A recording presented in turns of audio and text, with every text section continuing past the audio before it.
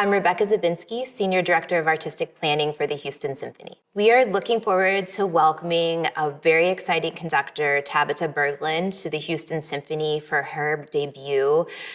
Since we hired Tabitha for this week, she has gotten two really exciting appointments as principal guest conductor of the Detroit Symphony, and also she was recently announced as principal guest conductor of the Dresden Philharmonic, which is really fantastic and is a clear indication of how fast her star is on the rise. She is really exciting. Our musicians are so looking forward to meeting her, and she has a really dynamic program featuring our concertmaster Yoon Shin Song in the Beethoven Violin Concerto. This program opens by a work by a really fascinating Icelandic composer, Anna Thorvaldsdottir, and the piece is called Metacosmos.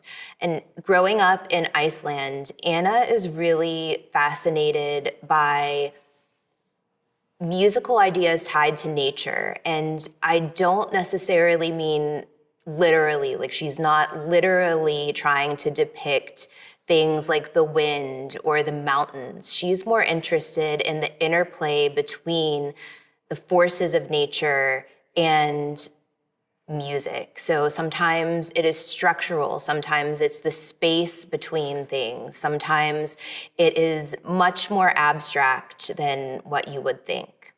She's really interested in the idea of the brutality of nature and how sometimes music can interpret that idea as well. So it's about the flow and the energy of the music that she creates. It's, again, not something that is very literal or that you can even describe with words. It's more about your feeling as you're listening to her music. If I were to describe her music, it would be, I would use the term as sound sculpture. I really think that's what she's doing. She is creating an artistic representation through the shape of sound. And Metacosmos is about the natural beauty between structure and chaos. So it's meant to represent the idea of sort of falling into a black hole and the chaos that that represents. It's a lot of expanding and contracting and pulling for power. And I think that audiences will really enjoy listening to music by a truly unique compositional voice.